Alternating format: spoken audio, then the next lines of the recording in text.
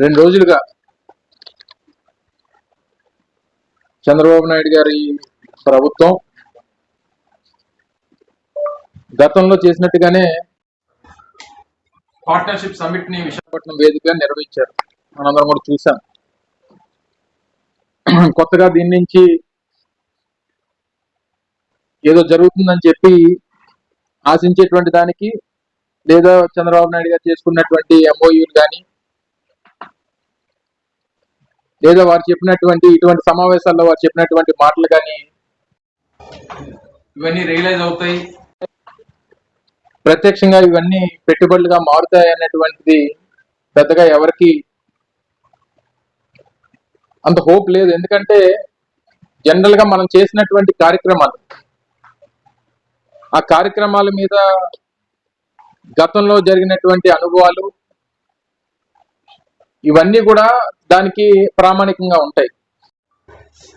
నాకు తెలిసి 2014 నుంచి 19 మధ్యలో 3 పర్యాయాలు 2016, 17, 18 అనుకుంటా సబ్జెక్ట్ కరెక్షన్, లేదా 15, 16, 17 పార్ట్నర్షిప్ సమిట్స్ ని విశాఖపట్నం వేదిక నిర్వహించారు.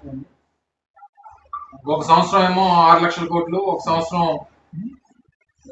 4 లక్షల కోట్లు, ఒక సంవత్సరం 9 లక్షల కోట్లు అని చెప్పి మొత్తం మీద 19 లక్షల కోట్ల రూపాయలు పెట్టుబడుల్ని ఆకర్షించాం.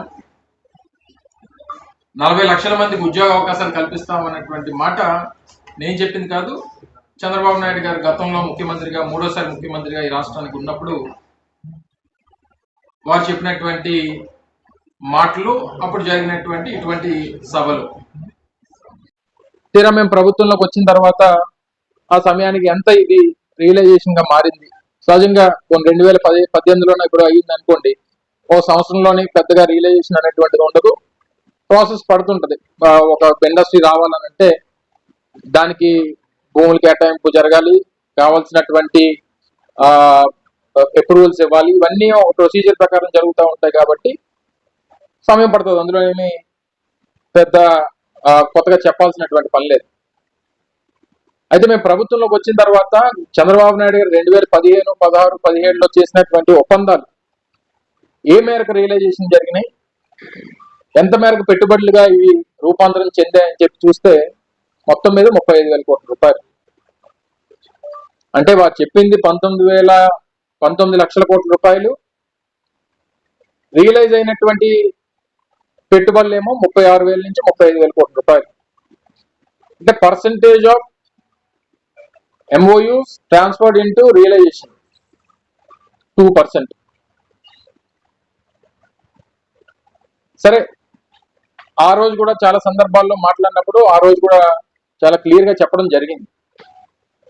ఏదైతే వాస్తవ రూపంలోకి వస్తుందో, పెట్టుబడి కింద మారుతుందో, ఈ రాష్ట్రానికి అది ఉపయోగపడుతుందో, అయితే రెవెన్యూ పరంగా కానీ లేకపోతే ఉద్యోగ అవకాశాల పరంగా కానీ ఇది ఉపయోగపడుతుందో అనేటువంటివి వాస్తవాలు చెప్పండి తప్ప దయచేసి ప్రజలకి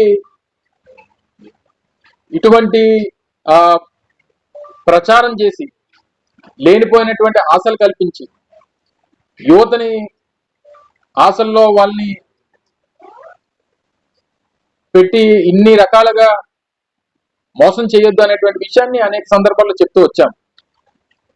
అయితే తీరా మేము అధికారంలోకి వచ్చిన తర్వాత 2019లో మేము అధికారంలోకి వచ్చాం. 2020 ఫిబ్రవరి, మార్చి నుంచి కోవిడ్ ఎదుర్కొన్నాం.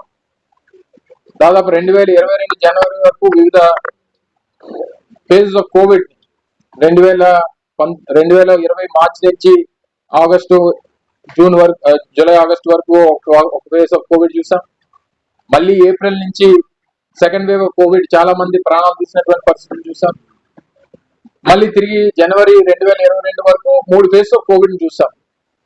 పూర్తిగా ఇంటర్నేషనల్ ట్రావెల్ రెస్ట్రిక్షన్స్, ఒకరినొకరు కలుసుకోవడం అనేటువంటి రెస్ట్రిక్షన్స్, ఇన్ని రెస్ట్రిక్షన్స్ మధ్య 2022 కాస్త ప్రపంచవ్యాప్తంగా, మన దేశవ్యాప్తంగా లేదా రాష్ట్ర వ్యాప్తంగా అన్ని సద్దుమణిన తర్వాత ఆ రోజు జగన్మోహన్ రెడ్డి గారు ముఖ్యమంత్రిగా, నేను సంబంధించినటువంటి శాఖ మంత్రిగా ఆ రోజు ఒక నిర్ణయం తీసుకొని ఒక సమిట్ ని, ఇన్వెస్టర్స్ సమిట్ ఏర్పాటు చేయాలని చెప్పి రాష్ట్ర వ్యాప్తంగా మనకు ఉన్నటువంటి రిసోర్సెస్ అన్నింటినీ కూడా ప్రపంచానికి దేశవ్యాప్తంగా ఉన్నటువంటి ఇండస్ట్రియలిస్ట్కి మనం షోకేస్ చేయాలి అనేటువంటి ఉద్దేశంతో 2023 మార్చిలో ఇన్వెస్టర్ సమిట్ నిర్వహించాం. ఇన్వెస్టర్ సమిట్ నిర్వహించినప్పుడు కూడా చాలా క్లియర్ గా జగన్మోహన్ రెడ్డి గారు ఆ రోజు ముఖ్యమంత్రిగా చెప్పింది ఏంటంటే, డైరెక్షన్స్ అధికారులకు కానీ మంత్రులుగా మాకు కానీ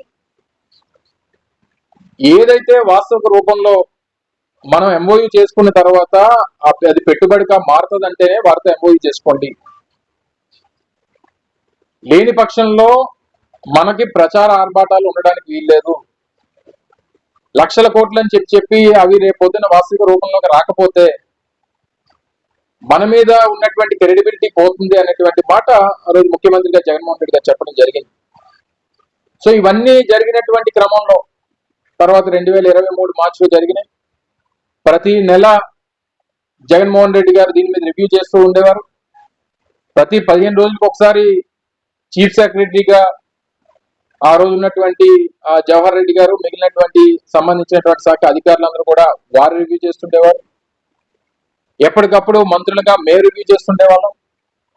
వస్తున్నటువంటి ఎవరైతే ఎంఓయూ చేసుకున్నారో వాళ్ళకి ఏ రిక్వైర్మెంట్స్ ఉన్నాయి, వారు చేయాల్సినటువంటి ప్రభుత్వం నుంచి అందించాల్సినటువంటి సహకారం ఏంటి, ఇవన్నీ కూడా ఇట్స్ కంటిన్యూస్ ప్రాసెస్ చేస్తూ వచ్చాం. 2024లో అధికారం కోల్పోయిన తర్వాత బహుశా వారు అధికారంలోకి వచ్చిన తర్వాత మొట్టమొదటి సమావేశం 2000 గడిచినటువంటి 16-17 మాసాలుగా వారు చెప్తున్నటువంటి పెట్టుబడులన్నీ కూడా టాటాకు సంబంధించి కానీ, మిట్టలకు సంబంధించి కానీ, రెన్యూ పవర్కి సంబంధించి కానీ, గూగుల్కి సంబంధించి అదాని డాటా సెంటర్ సంబంధించి కానీ, అంటే మీరు కొత్తగా ఏం తీసుకొని వచ్చారు, కొత్తగా ఏం ఇన్వెస్ట్మెంట్స్ ని ఇక్కడికి ఆకర్షించారు అనేటువంటి విషయం మీద ఇప్పటికీ కూడా క్లారిటీ ఇవ్వలేకపోతున్నారు. నిన్న మొన్న సభలు జరిగినాయి. చాలా మంది బిజినెస్ లీడర్స్ అందరూ కూడా దేశవ్యాప్తంగా వస్తారు, వచ్చి ఒక మెసేజ్ ని రాష్ట్ర ప్రజలకు ఇస్తారని చెప్పి అందరూ కూడా ఆశించాం. సహజంగా జరిగేది ఏంటి, నిన్న వారు చంద్రబాబు నాయుడు గారు మాట్లాడుతూ గత 5 సంవత్సరాల్లో 2019-24 మధ్యలో ఇండస్ట్రియలిస్టులు అందరూ కూడా బెదిరిపోయారు, భయపడిపోయారు, విధ్వంసం చూసి ఎవరో రావడం మానేశారు అనేటువంటి మాటలు మాట్లాడినట్టుగా చూశాను. ఎందుకంటే కొంతమంది టీవీ మిత్రులు కూడా కొన్ని ఛానల్స్ పంపించలేదు. కొంతమందిని అలౌ చేశారు, కొంతమంది అలౌ చేయలేదు. నాకు తెలిసి సమాచారం, నాకు ఉన్నటువంటి సమాచారం. తీరా నేను ఇది చూసిన తర్వాత అంటే బెదిరిపోవడం అంటే ఏ రకంగా బెదిరిపోయారు అనేటువంటి నాకు అర్థం కావట్లేదు. ఎందుకంటే చంద్రబాబు నాయుడు గారు నిన్న ఓపెనింగ్ సెరమనీ, మొన్న 14వ తారీఖున ఓపెనింగ్ సెరమనీ జరిగింది. వారి వేదిక మీద ఉన్నటువంటి బిజినెస్ లీడర్స్ ఎవరు, జగన్మోహన్ రెడ్డి గారిని చూసి భయపడిపోయి రాష్ట్రం నుంచి పారిపోయారు అని చెప్తున్నటువంటి ఇదే చంద్రబాబు నాయుడు గారు 2023లో ఇదే గ్లోబల్ ఇన్వెస్టర్ సమిట్ నిర్వహించినప్పుడు అదే వేదిక మీద ఉన్నటువంటి వ్యాపార దిగ్గజాలు ఎవరు, ఒకసారి ఆ ఫోటో ఈ ఫోటో పక్క పెట్టి చూడండి. ఆ రోజు మేము ఇన్వెస్టర్ సమిట్ నిర్వహించినప్పుడు ఒకవేళ జగన్మోహన్ రెడ్డి గారిని, మా ప్రభుత్వాన్ని చూసి భయపడిపోయో బెదిరిపోయో ఈ రాష్ట్రంలో పెట్టుబడులు పెట్టడానికి రావట్లేదని చెప్పి ప్రచారం చేసినటువంటి ఈ తండ్రి కొడుకులు ఇద్దరు కూడా 2023లో జరిగినటువంటి గ్లోబల్ ఇన్వెస్టర్ సమిట్ లో ఆ రోజు వేదిక మీద ఉన్నటువంటి వ్యాపార దిగ్గజాలని ఒకసారి గుర్తు తెచ్చుకోండి. జగన్మోహన్ రెడ్డి గారితో పాటు ఆ వేదికని పంచుకుంది ఎవరు ఒకసారి గుర్తు చేసుకోండి. రిలయన్స్ అధినేత అయినటువంటి ముఖేష్ అంబానీ, అదానీ సంస్థలకు సంబంధించినటువంటి కరణ్ అదానీ, డాల్మియా సిమెంట్ సంబంధించి డాల్మియాస్, జిందాల్కి సంబంధించి నవీన్ జిందాల్, ఓబ్రాయ్కి సంబంధించినటువంటి ఓబ్రాయ్స్, బంగారు సిమెంట్కి సంబంధించి సంజయ్ బంగార్ గారు, సెంచురీ ప్లైవుడ్ సంబంధించి బజాంగా గారు, సైంట్ టెక్నాలజీ సంబంధించి బివిఆర్ మోహన్ రెడ్డి గారు, ఇదే జిఎంఆర్ సంస్థ అధినేత అయినటువంటి మల్లికార్జునరావు గారు, ఇంకా మిగిలినటువంటి అనేక సంస్థలకు సంబంధించినటువంటి అధినేతలు ఆ రోజు వేదిక మీద అంతా కూడా బిజినెస్ లీడర్స్ కూర్చున్నారు. అంతా కూడా మంత్రులుగా సంబంధించినటువంటి శాఖ మంత్రిగా నేను, ఫైనాన్స్ మినిస్టర్ గా బుగ్గన రాజేంద్రనాథ్ రెడ్డి గారు, ప్రభుత్వం తరపు నుంచి కూర్చున్నది ముఖ్యమంత్రి గారితో పాటు ఇరువురు తప్ప ఇంకెవరు కూడా స్టేజ్ మీద లేరు. ఎందుకంటే అందరూ రాష్ట్రానికి నిన్న స్టేజ్ మీద ఎవరు ఉన్నారండి? క్యాబినెట్ అంతా కూర్చున్నారు స్టేజ్ మీద. చూస్తే నాకు తెలిసి నేను చూసిన స్టేజ్ అయితే మాత్రం ముఖ్యమంత్రి గారితో నేను చూసినటువంటిది ఎవరంటే కరుణాదాని గారు, పాపం జిఎంఆర్ గారు ఎయిర్పోర్ట్ కడుతున్నారు, ప్లస్ మన ప్రాంతానికి చెందినటువంటి వ్యక్తి పెద్ద ఆయన వారు. నాకు తెలిసి వీరు ఇరువురు చెప్తే మిగిలినటువంటి వ్యాపార దిగ్గజాలను ఒక్కరిని చూపించండి. అంటే మీ మీద నమ్మకం ఉన్నట్టే మా మీద నమ్మకం ఉన్నట్టు ఆ రోజు. ఇటువంటి పెట్టొద్దని కానీ లేకపోతే చెయ్యొద్దు అనేటువంటిది మా ఉద్దేశం కాదు. ఇటువంటి జరుగుతూ ఉండాలి. ఇటువంటి ఈవెంట్స్, ఇటువంటి పార్ట్నర్షిప్ సమిట్స్ కానీ, ఇన్వెస్టర్ సమిట్స్ కానీ జరుగుతుండాలి. రాష్ట్రానికి మంచిది, అది వెల్కమ్ చేస్తాం.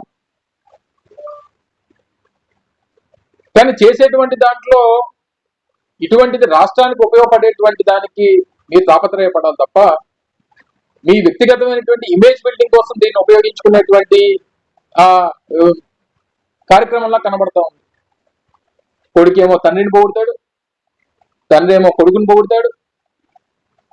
మీ ఇద్దరు ఒకరికొకరు తబలా కొట్టుకోవడానికి ఇన్ని వందల కోట్ల రూపాయలు ఖర్చు పెట్టాలా? సో ఇవన్నీ నిన్న కొంతమంది సోదరులు పంపించారు. ఏబిసి బ్రూక్ఫీల్డ్ ఎవరెన్కి దీనికి సంబంధించి 1,10,000 ఇది ఆ రోజు చేసుకున్నటువంటి ఒప్పందం. గత ప్రభుత్వంలో ఎకరన్ ఎనర్జీ గత ప్రభుత్వంలో ఇచ్చినటువంటి పర్మిషన్స్. రెన్యూ గ్రూప్ కి సంబంధించి అయితే ఒక రోజు నుంచి ముందు రోజు ఈ సినిమా ఈవెంట్ లాగా లోకేష్ గారు ఏమో ఆయన ట్విట్టర్ లో పెద్ద అనౌన్స్మెంట్ వస్తుందని చెప్పి నేనేదో కొత్తగా ఏదో వస్తుందేమో చెప్పి అనుకున్నా. ఉదయం చూస్తే పాత సినిమాకి ఈయన కొత్త పేరు పెట్టి ఈయన రిలీజ్ చేస్తాడు. ఆ రెన్యూ గ్రూప్ అనేటువంటి ఆ సంస్థ 2022లోనే మా ప్రభుత్వం ఉండగానే దానికి సంబంధించినటువంటి జీవోలు, వారికి కావాల్సినటువంటి సపోర్ట్ అంతా కూడా మా ప్రభుత్వంలో చేసాం. ఆ రోజు ఇన్వెస్ట్మెంట్ వచ్చింది. తీరా అంటే మాకెక్కడ ప్రజలు కూడా మీ ద్వారా కోరుతా ఉన్నా. ఆ రోజు మేము ఢిల్లీలో డిప్లొమాటిక్ కాన్క్లేవ్ పెడితే ఇదే సుమన్ సిన్హా గారు, రెన్యూ పవర్ సంబంధించినటువంటి చైర్మన్ గారు ఆ సమావేశానికి విచ్చేసి రాష్ట్రంలో ఉన్నటువంటి జరుగుతున్నటువంటి అభివృద్ధి గురించి, పెట్టుబడుల గురించి వారు మాట్లాడారు. తర్వాత మళ్ళీ విశాఖపట్నంలో జరిగినటువంటి సదస్సు కూడా విచ్చేసి అక్కడ కూడా మాట్లాడారు. తీరా నిన్న వారు వేదిక మీద మాట్లాడినప్పుడు గత 6 సంవత్సరాల నుంచి మేము రాష్ట్రానికి రాలేదు, 6 సంవత్సరాల తర్వాత వస్తున్నాం అనేటువంటి మాట కూడా ఆయనే మాట్లాడారు. ఇదంతా చూసిన తర్వాత నాకేమనిపించిందంటే బెదిరించింది మేము కాదు,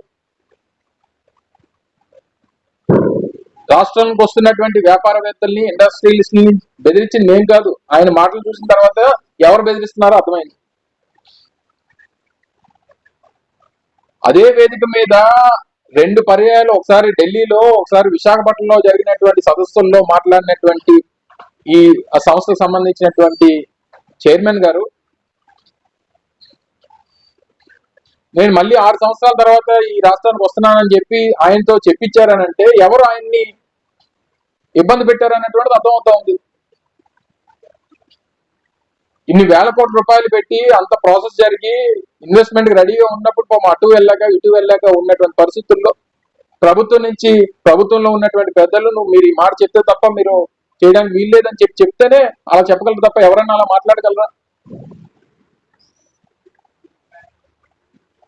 తీరా ఇంకా ఒకటి కాదు, ఇంక ఏది చూసినా సరే ఇంకా లూలు గ్రూప్ ని ఆ చైర్మన్ గారిని తీసుకొని వచ్చారు. ఆయన నెల విద్వాంసుడు. ఆయన ఏ సమిట్ అయినా ఆయన ఉంటాడు, కానీ ఇప్పటికీ కూడా ఏమీ కట్టడు ఇక్కడ. 2000 మీరు లూలు పేరు ఎప్పటి నుంచి వింటున్నాం మనం? 2015 నుంచి 16 నుంచి వింటున్నాం విశాఖపట్నంలో. 2016 నుంచి విశాఖపట్నంలో లూలు కన్వెన్షన్ కడుతుందని, లూలు హైపర్ మార్కెట్ కడుతుందని, లూలు అది కడుతున్నారు ఇది కడుతున్నారు అని చెప్పి 10 సంవత్సరాలు అయిపోయింది. ఇప్పటికీ కూడా ఏమీ లేదు. అంటే ప్రచారానికి వాస్తవానికి ఉన్నటువంటి వ్యత్యాసం చెప్తా ఉన్నా. మీరు ఆ లూలు మాల్ కడతామని చెప్పి 2016 నుంచి చెప్తే 2026 వచ్చేసింది. అటువంటిది మేము 2023లో ఆగస్టు 1వ తారీఖున ఇనార్బిట్ మాల్ ఫౌండేషన్ వేస్తే రేపు జనవరి 2026లో అది ఓపెనింగ్ సిద్ధంగా ఉంది. ఇప్పటికి వెళ్ళి చూడడానికి రెడీగా ఉంది.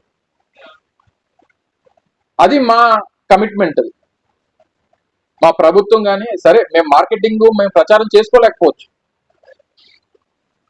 కానీ వాస్తవానికి దగ్గరగా ప్రజలకి వాస్తవాలు చెప్పాలనేటువంటి తాపత్రయం మాది. అబద్ధాలు చెప్పైనా ప్రజలను మోసం చేయాలనేటువంటి తాపత్రయం తెలుగుదేశం పార్టీది.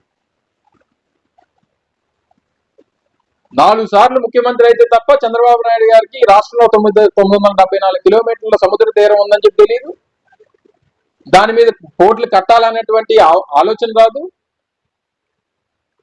ఇప్పుడు ఆ రోజు జగన్మోహన్ రెడ్డి గారి ఆలోచనతో 3 పోర్ట్ల నిర్మాణం చేస్తే ప్రతి 50 కిలోమీటర్లకి అయితే ఒక ఫిషింగ్ హార్బరో లేకపోతే పోర్టో ఉండాలనేటువంటి ఆలోచన జగన్మోహన్ రెడ్డి గారు చేస్తే నువ్వు వెళ్ళి గొప్పలు చెప్పుకుంటావు ఈ విజన్ నాదని. పథకాలు చోరీ, మా విజన్ చోరీ, అన్ని కూడా క్రెడిట్ చోటు తీసుకొని చేసేటువంటి కార్యక్రమం చంద్రబాబు నాయుడు గారు చేస్తా ఉన్నారు. ఎందుకు? మీరు 2095 నుంచి 2004 వరకు 9 సంవత్సరాలు ముఖ్యమంత్రి, 2014 నుంచి 19 వరకు ముఖ్యమంత్రి. ఈ 3 పర్యాయాల్లో ఉమ్మడి రాష్ట్రంలో కూడా మనకు సముద్ర తీరం ఉంది. రాష్ట్ర విభజన జరిగిన తర్వాత కూడా ఆటోమేటిక్గా ఈ రాష్ట్రం మందే కాబట్టి సముద్ర తీరం మనతో పాటు ఉంది. మరి ఎందుకు మీకు పోర్ట్లు ఒక మచిలీపట్నంలోనో రామయ్యపట్నంలోనో లేదా మూలపేటలోనో పోర్ట్లు నిర్మాణం చేయాలన్నటువంటి ఆలోచన మీకు ఎందుకు రాలేదు? మీరు అంత పెద్ద విజనరీ అయినప్పుడు. ఈరోజు మీరు ఏమేమి చెప్పినా 50 కిలోమీటర్లకు ఒక పోర్టు కడతాను, 50 కిలోమీటర్లకు ఒక ఫిషింగ్ హార్బర్ కడతాను, మనం ఏం చెప్పి నీకు చెప్తారా? తీరా ఈ అదాని గూగుల్ సంబంధించినటువంటి డాటా సెంటర్ విషయంలో కూడా చాలా క్లియర్ గా చెప్పారు. కరణ్ అదాని ఆ సంస్థ సంబంధించినటువంటి డైరెక్టర్ గౌతమ్ అదాని గారు అబ్బాయి వచ్చాడు, ఆయన మాట్లాడాడు చాలా క్లియర్ గా. దీనికి ఎక్కడ బీజం పడిందో, ఏ రకంగా వచ్చిందో ఏంటో అనేటువంటిది చాలా క్లియర్ గా అర్థమైంది. జగన్మోహన్ రెడ్డి గారికి విజన్ అంటే సముద్ర తీరం కనబడితే తద్వారా పోర్టుల నిర్మాణం జరిగితే ఆ జరిగినటువంటి పోర్టుల ద్వారా అక్కడ ఎకనామిక్ యాక్టివిటీ క్రియేట్ అవుద్ది, ఇండస్ట్రియల్ యాక్టివిటీ క్రియేట్ అవుద్ది, ఎంప్లాయ్మెంట్ జనరేషన్ అవుద్ది అనేటువంటి విజన్ మాదైతే మీకు సముద్ర తీరం కనబడితే మీకేం గుర్తొస్తుంది? బికినీ ఫెస్టివల్ పెట్టాలి లేదా భార్యాభర్తలు కూర్చొని మందు తాగాలి. ఇది మీ విజనరీ. మీరు ఇదే కదా ఆలోచిస్తారు.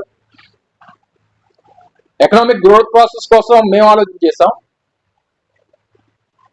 మీరు ఆ సముద్ర తీరాన్ని జలసాలకు ఎలా వాడుకోవాలనేటువంటి మీరు చూస్తారు. దాన్ని మీరు విజనరీగా మీరు చెప్పుకుంటారు. సో ఇవన్నీ కూడా ఒకటి కాదు. మీ పథకాలు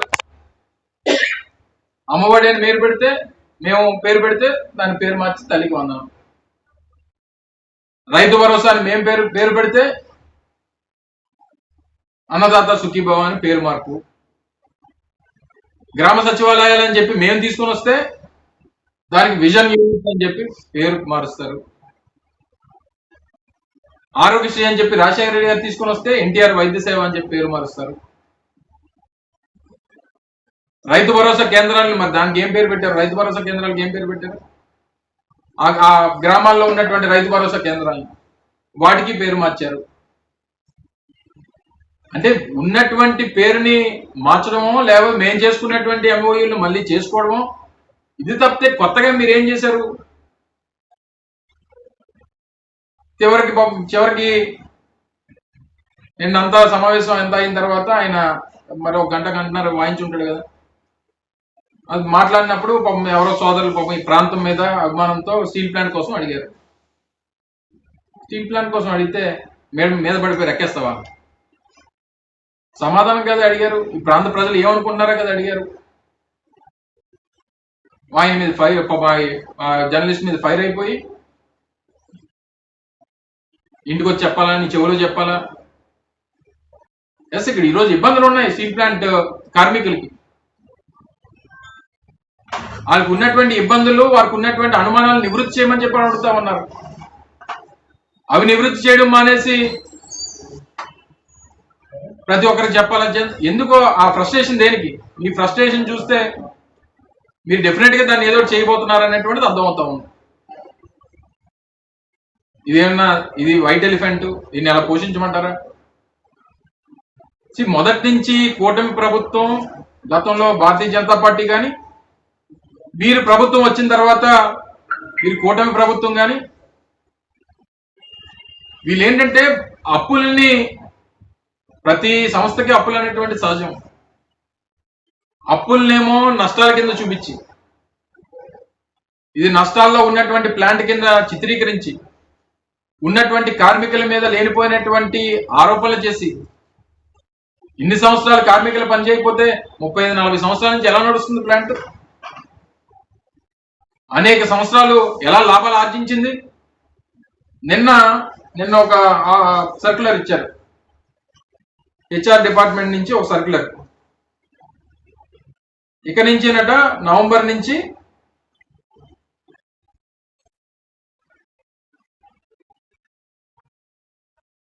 వీళ్ళు చేసినటువంటి పనికి వచ్చినటువంటి ప్రోడక్ట్ కి బేస్ చేసుకొని జీతాలు ఇస్తారండి. ఎక్కడన్నా ఉందండి? వీళ్ళేమో షేర్ హోల్డర్సా, ఎంప్లాయీస్ ఏమైనా అందులో? వారు సంస్థకి పనిచేస్తా ఉన్నారు. వారు పనిచేసినటువంటి దానికి ఎన్ని గంటలు అయితే పనిచేస్తున్నారో యాక్ట్ ప్రకారం వారికి ఉన్నటువంటి శాలరీస్ ని మీరు ఇష్యూ చేయాలి. కానీ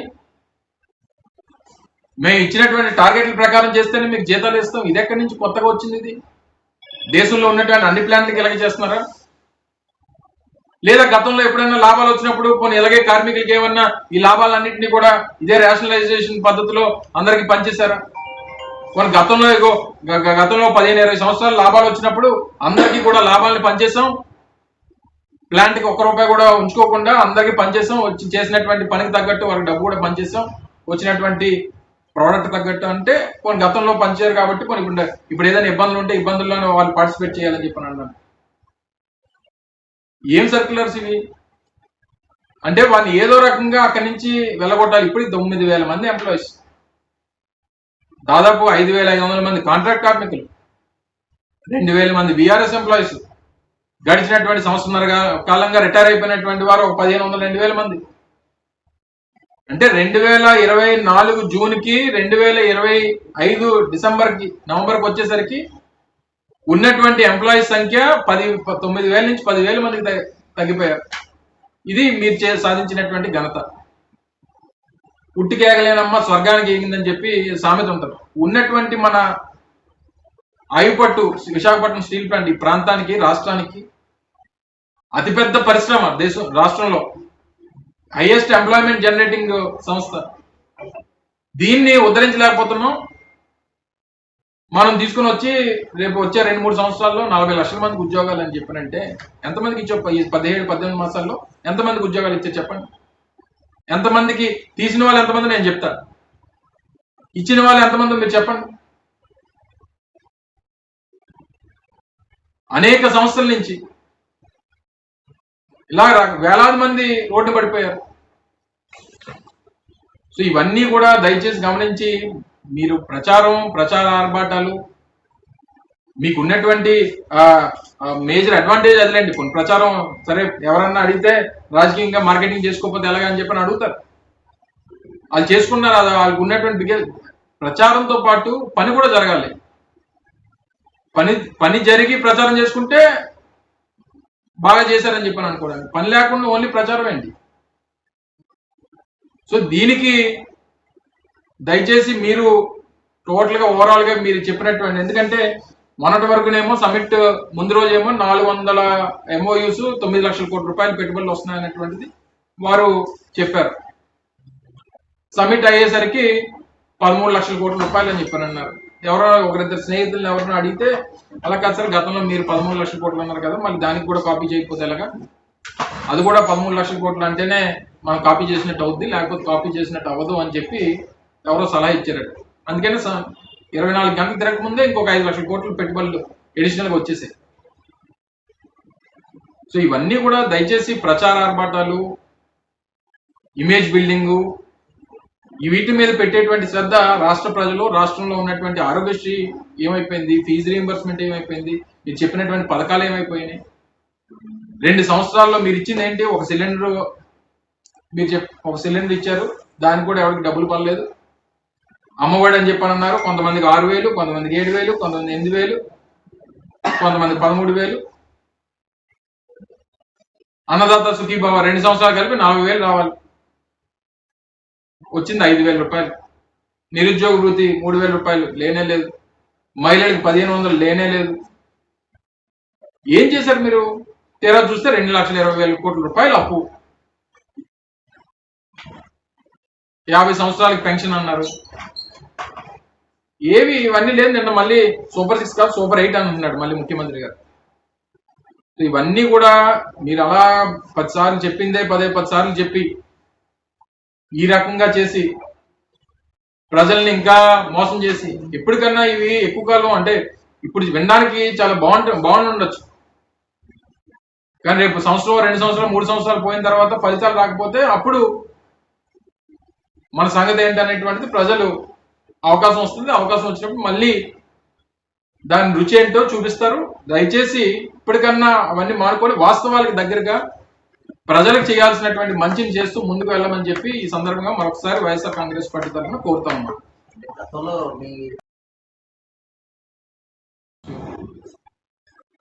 2023 మార్చు, మళ్ళీ 2024 వచ్చేసరికి ఎలక్షన్స్ వచ్చినాయి. ఈ సంవత్సర కాలంలో మేము 2023 మార్చ్ స్టార్ట్ అయ్యే టైంకి బహుశా 2024 మార్చికి వచ్చేసరికి 19% రియలైజేషన్ అయింది. 19% ఆఫ్ 13 లక్షల కోట్ల రూపాయలు. సో ఈ ప్రాసెస్ గతంలో మీరు ఎప్పటికన్నా మీరు నేషనల్ యావరేజ్ చూసినా ఏది చూసినా సరే జనరల్ గా ఈ పార్ట్నర్షిప్ సమిట్స్ కానీ లేదా వైబ్రెంట్ గుజరాత్లో అవుతుంటది, తమిళనాడులో అవుతుంటది, ఉత్తరప్రదేశ్లో అవుతుంటది, ప్రతి రాష్ట్రంలో కూడా సమిట్స్ జరుగుతూ ఉంటాయి. యావరేజ్ మీరు చూస్తే 20-25% మించి ఎక్కడ కూడా రియలైజేషన్ అనేటువంటిది, యావరేజ్ రియలైజేషన్ 20-25%. ఒక సమిట్ లో 10 లక్షల కోట్ల రూపాయలు అంటే 2.5 లక్షల కోట్ల రూపాయలు అయితే బ్రహ్మాండంగా అయినట్టు.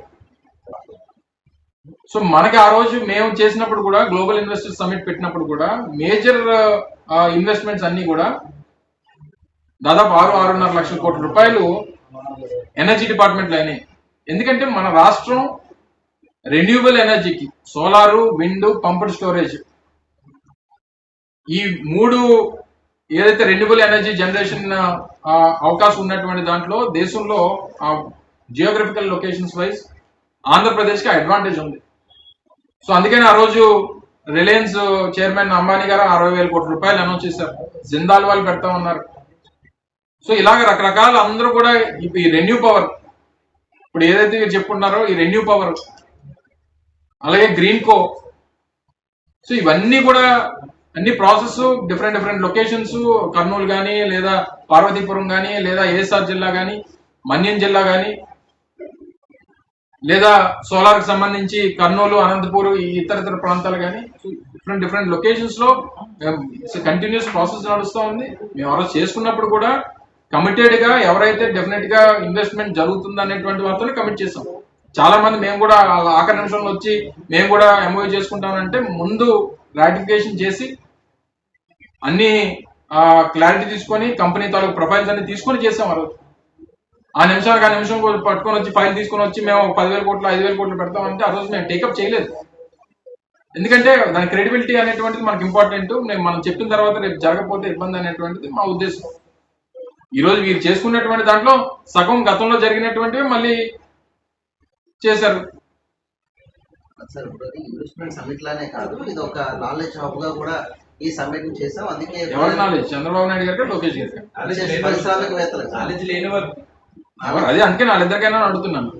సార్ మీ టైంలోనే 2022 నుంచి 24 మధ్యన ఒప్పందాలు జరిగాయి అన్నారు. 23లో. అదే మరి మీ టైంలోనే ఆ 1.5 year 2 years లో ఎందుకు కంపెనీలు ఎస్టాబ్లిష్ అయినవే చెప్తున్నాను. 19% గ్రీన్ ఒకటి బ్రదర్, మీరు ఒకటి గుర్తుపెట్టుకోవాల్సింది ఏంటంటే, గతంలో దీని గురించి చెప్తేనే నన్ను ఇప్పటికి ఇంకా ట్రోల్ చేస్తున్నారు. దాన్ని ఏమంటారంటే, ఒక ఇండస్ట్రీ నువ్వు ఒక 100 కోట్ల రూపాయలు పెట్టి నువ్వు ఒక ప్రాజెక్ట్ ఇక్కడ పెడతావన్నప్పుడు ఫస్ట్ ఏంటి, ఇక్కడ ఉన్నటువంటి రిసోర్సెస్ బేస్ చేసుకొని ఇక్కడ ఏదైతే నీకు ఉపయోగపడి, నువ్వు ఎవరైనా ఇండస్ట్రీ, ఇప్పుడు నీలాంటి వాళ్ళు ఇండస్ట్రీలు పెడతాననుకున్నప్పుడు ఇక్కడ ఏదైనా నీకు రిసోర్సెస్ నువ్వు పెడుతున్నటువంటి ఇండస్ట్రీకి ఆ రిసోర్సెస్ ఈ రాష్ట్రంలో ఉంటేనే ఇక్కడ ఎవరైనా పెట్టుబడి పెడతారు. పెట్టిన తర్వాత జనరల్గా ఎంఓయూ జరిగిన తర్వాత ఏం ప్రాసెస్, నాకు పలానా అనకాపల్లిలోనో లేదా అనంతపూర్లోనో లేకపోతే తిరుపతిలోనో నాకు ల్యాండ్ కావాలని చెప్పి ప్రపోజ్ చేస్తారు. 10 ఎకరాలు 15 ఎకరాలు ల్యాండ్ ఇవ్వాలి. ల్యాండ్ ఇచ్చిన తర్వాత దానికి కావాల్సినటువంటి అప్రూవల్స్, ఆ రోజు సింగిల్ విండో అప్రూవల్ పెట్టాం. అప్రూవల్స్ తో పాటు కావాల్సినటువంటి ఫండింగ్, ఇవన్నీ జరిగేటువంటి దానికి ఒక కంటిన్యూస్ ప్రాసెస్. ఇప్పుడు కూడా మన గూగుల్ డేటా సెంటర్ సంబంధించి Adani Google data centre project ఎన్ని డేస్ అని చెప్పారు? 7 years చెప్పారు. రేపు వచ్చి అడిగితే ఏది మన గూగుల్ వస్తుంది అన్నారు, ఏది గూగుల్ ఇంకా అడిగితే అడగడం కరెక్టేనా? సో ఇదో కంటిన్యూస్ ప్రాసెస్ నడుస్తుంటది. కానీ చెప్పింది జరుగుతుందా లేదా అనేటువంటిది ఇంపార్టెంట్ తప్ప కాగితాల మీద మిగిలిపోకూడదు అనేటువంటిది. ఒకే ఒక ఉదాహరణ లూలు మాల్ చెప్తున్నా కదా మీకు. లూలు అనేటువంటి కంపెనీ పేరు ఈ రాష్ట్రంలో ఎన్ని సంవత్సరాల నుంచి వింటున్నాం? చెప్పాను కదా, ఇప్పటికీ చెప్తున్నాం. ఇప్పటికీ ఈ రోజు మళ్ళీ చెప్తా ఉన్నా, మీ ద్వారా ప్రజలకు చెప్తా ఉన్నా, మళ్ళీ ఇంకోసారి చెప్తా ఉన్నా, లూలు కంపెనీ అనేటువంటిది సరే, మిగిలినటువంటి ఎంఓయూస్ జోలికి నేను వెళ్ళను. సరే, అందులో పెద్ద కంపెనీలు అన్నీ ఉన్నాయి, అన్ని పక్కన పెడితే లూలు అనేటువంటిది డెఫినెట్ గా ఇది చంద్రబాబు నాయుడు గారి తాలూకా జేబు సంస్థ. ఇది దీంట్లో చాలా కేటగారికల్ గా ఉన్నాం. ఎందుకు దీంట్లోకి వచ్చామనంటే, ఆ కన్క్లూజన్ కి ఎందుకు మా పార్టీ వచ్చిందనంటే, ఆ రోజు నువ్వు అన్నట్టు 2019లో అధికారంలోకి వచ్చిన తర్వాత వారిని పిలిచి మాట్లాడి లొకేషన్ చేంజ్ చేసుకోమని చెప్పి, ఇది అత్యంత విలువైనటువంటి భూమి, విశాఖపట్నంలోనే కాదు రాష్ట్రంలోనే ప్రభుత్వానికి ఉన్నటువంటి అత్యంత విలువైనటువంటి దాదాపు 1500 కోట్ల రూపాయలు విలువైనటువంటి భూమి. ఇది కాకుండా మీరు ఆల్టర్నేట్ లొకేషన్ దయచేసి చూడండి, ఆల్టర్నేట్ లొకేషన్ చూస్తే మేము అక్కడ మీకు సహకరిస్తామంటే, లేదు నాకు చంద్రబాబు నాయుడు ఎక్కడే ఇస్తానన్నాడు, నాకు ఇదే కావాలన్నా. ఎలాగంటాం? చంద్రబాబు నాయుడు సొంత జాగిరా ఈ రాష్ట్రం ఏమన్నా? ఇప్పటికీ చెప్తా ఉన్నారు, లూలు సంస్థతో ఉన్నటువంటి వీరి ఒప్పందం ప్రభుత్వంతో ఉన్నటువంటి ఒప్పందాలు కాదు, చంద్రబాబు నాయుడు గారితో ఉన్నటువంటి ఒప్పందాలు అనేటువంటిది మరొకసారి చెప్తా ఉన్నాను. ఎందుకంటే ఒక పక్క సంస్థ మిగిలినటువంటి దేశాలు, అనేక దేశాల్లో సంస్థను మూసేస్తా ఉంది. పెద్ద పెద్ద దేశాల్లో సంస్థ తాలూకా కార్యకలాపాలు అన్ని కూడా మూసేస్తున్నారు. హైదరాబాద్ లో ఉంది, హైదరాబాద్ లో ఏమైనా భూమి ఇచ్చారు వాళ్ళకి? మొన్న గుజరాత్ లో భూమి కొన్నాడు ఆయన. గుజరాత్ లో భూమి కొంటారు, హైదరాబాద్ లో అద్దెకి తీసుకుంటారు, కేరళలో ఆయన సొంత రాష్ట్రం కేరళలో భూమి కొంటాడు. ఒక ఆంధ్రప్రదేశ్ లోనే ఎందుకు ఫ్రీగా ఇస్తున్నారు ఆయనకి? మొన్న వారికి ఇచ్చేటువంటి ఎంప్లాయ్మెంట్ ఏంటి? మాల్స్ లో ఏ ఎంప్లాయ్మెంట్ ఉంటుందో తెలుసు కదా మనకి. సరే, ఏ కేటగిరీ ఆఫ్ ఎంప్లాయ్మెంట్ ఉన్నా నువ్వు అంతా 1500 కోట్ల రూపాయలు విలువైనటువంటి భూమిని ఇవ్వడం ఏంటి? ఆల్టర్నేట్ లొకేషన్స్ మేము సజెస్ట్ చేస్తాం. నాకు లేదు, నాకు చంద్రబాబు నాయుడు గారు అదే ఇస్తానని, అదే కావాలని. నువ్వు చంద్రబాబు నాయుడు ఇస్తానంటే మళ్ళీ ఇప్పుడు చంద్రబాబు నాయుడు గారు వచ్చారు, అందుకని చంద్రబాబు నాయుడు గారు ఇచ్చారు. ప్రభుత్వ హయాంలో బ్రాండ్ ఏపీ దెబ్బతింది కాబట్టి చెప్పాను కదా, బ్రాండ్ ఏపీ దెబ్బతిందా లేదా అనేటువంటి దానికి ఒకే ఒక ఉదాహరణ. నేను ఎక్కువ మాట్లాడను. ఆ రోజు జగన్మోహన్ రెడ్డి గారితో వేదిక మీద ఉన్నటువంటి ఇండస్ట్రియలిస్టులు ఎవరు? నిన్న చంద్రబాబు నాయుడు గారితో ఉన్నటువంటి వేదిక మీద ఉన్నటువంటి ఇండస్ట్రియలిస్టులు ఎవరు? ఇవి రెండింటిని పక్కన పెట్టి బేరీజ్ వేసుకొని ఎవరి బ్రాండ్ ఏంటో అనేటువంటిది ఒక్కసారి ఆలోచనకే వదిలేస్తా ఉన్నా. మీరు భయపడుతున్నారండి కదా సార్ ఇండస్ట్రియలిస్ట్ ని, అందుకే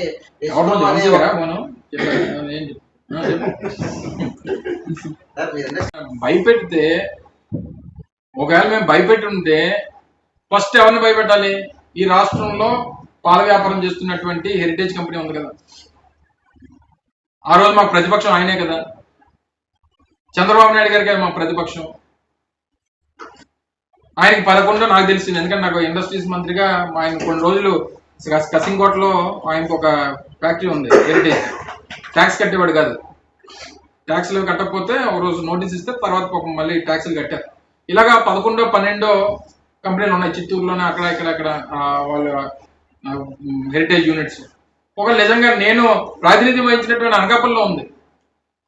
సో కానీ నిజంగా మాకు ఏదైనా కక్షపూరితంగా ఇండస్ట్రియలిస్టులు అంటే మాకు ఏది కోపం ఉంటే ఫస్ట్ టార్గెట్ ఎవరిని చేయాలి? మేము చేస్తే చంద్రబాబు నాయుడు గారినే కదా, హెరిటేజ్నే కదా టార్గెట్ చేయాలి. చెప్పనండి, ఎప్పుడన్నా ఈ 5 సంవత్సరాలు మా 5 సంవత్సరాల పరిపాలన 2019-24 మధ్యలో ఏ హెరిటేజ్ ప్లాంట్ కన్నా, ఏ చంద్రబాబు నాయుడు గారి సంస్థ కన్నా ఏ రోజన్నా ఇబ్బంది కలిగిందో చెప్పమనండి. ఆయన చివరికి ట్యాక్స్ కట్టకపోయినా, పంచాయతీలకి ట్యాక్స్ కట్టకపోయినా ఆ పరిశ్రమకి ఏమనలేదు మేము.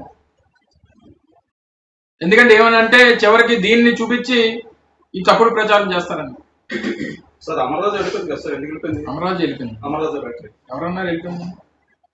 ఈ ఆయనది అమర్రాజా అనేటువంటి సంస్థది మన రాష్ట్రం. గల్లా జయదేవ్ గారిది చిత్తూరు ప్రాంతం. వారి మదరు గతంలో మంత్రిగా పనిచేశారు రాష్ట్రానికి. అంటే రిలయన్స్ ఏదైనా సంస్థ విశాఖపట్నంలో ఆంధ్రప్రదేశ్ లో పెట్టడానికి వస్తే ఆయన గుజరాత్ నుంచి మహారాష్ట్ర నుంచి పారిపోయి వచ్చినట్ట. అది విస్తరణ అంటారు, ఇది విస్తరణ అంటారు దీన్ని. ఇది వెళ్ళిపోవడం అంటారు. ఎక్కడికి వెళ్ళిపోతుంది? ఆంధ్రప్రదేశ్ డైరీ ఉంది, విజయ డైరీ ఉంది, అలా డిఫరెంట్ మోడల్ డైరీ ఉంది. ఇన్ని డైరీలు ఉన్నాయి. ఏది ఒకటి మాకు ఆ రోజు మా ఎన్నికల ప్రామిస్ ఏంటంటే జగన్మోహన్ రెడ్డి గారి పాదయాత్రలో పాడి పరిశ్రమ మీద ఆధారపడి ఉన్నటువంటి రైతులు వారు చేస్తున్నటువంటి సప్లై చేస్తున్నటువంటి పాలకి సరైనటువంటి రేట్ రావట్లేదు. ఆ రేటు వీరంతా కూడా పొల్యూట్ అయ్యి కావాల్సినటువంటి రింగ్ అయిపోయి రేటు తక్కువ చేసి ఇస్తున్నారు అనేటువంటి ఉద్దేశంతో 4 రూపాయలు 5 రూపాయలు పెంచి ఆ రోజు అమూల్ సప్లై చేసినటువంటి వారికి ఇచ్చారు. తప్పే ఉంది. అంటే రైతులకి మేలు చేయమంటారా లేకపోతే ఇన్వెస్టర్స్ కి మేలు చేయమంటారా? అంటే నువ్వు ఉంటే ఏం చేస్తావు? జనరల్ మా వాదన ఇది, మా ప్రభుత్వం పాలసీ ఇది. ఆ వాదన పేరు పెట్టుకొని దెబ్బతీశారు. మాకెందుకు? ఎవరిని ఎందుకు? ఒక వ్యాపారం పెడితే ఇంకో వ్యాపారం దెబ్బతీస్తుంది అండి. ఏం రూల్ లేదు కదా. ఎవరైనా ఈ దేశంలో ఒక వ్యాపారం ఒక మనిషి చేయాలని రూల్ లేదు కదా. ఇప్పుడు విశాఖపట్నం స్టీల్ ప్లాంట్ ఉంది, మరి మెటల్ స్టీల్ ప్లాంట్ అని అంటారు. పోనీ ఒకవేళ చంద్రబాబు నాయుడు గారికి ఆలోచన ఉంటే మేము మెటల్ స్టీల్ ప్లాంట్ తీసుకొని వచ్చాం కాబట్టి ఆయన మెటల్ స్టీల్ ప్లాంట్ రావడం వల్ల విశాఖపట్నం స్టీల్ ప్లాంట్ నష్టం ఆయన ఏమన్నా దానికోసం ఏమైనా బాధపడ్డాడు? ఆయన ఎవరి వ్యాపారాలు వాళ్ళవి. దాని మీద ఉన్నటువంటి brand image, Visakhapatnam steel plant మీద ఉన్నటువంటి బ్రాండ్ ఇమేజ్ తో నడుస్తుంటది. ఓకే సార్, ఇంకోటి ఇది అయిపోతే మాట్లాడము.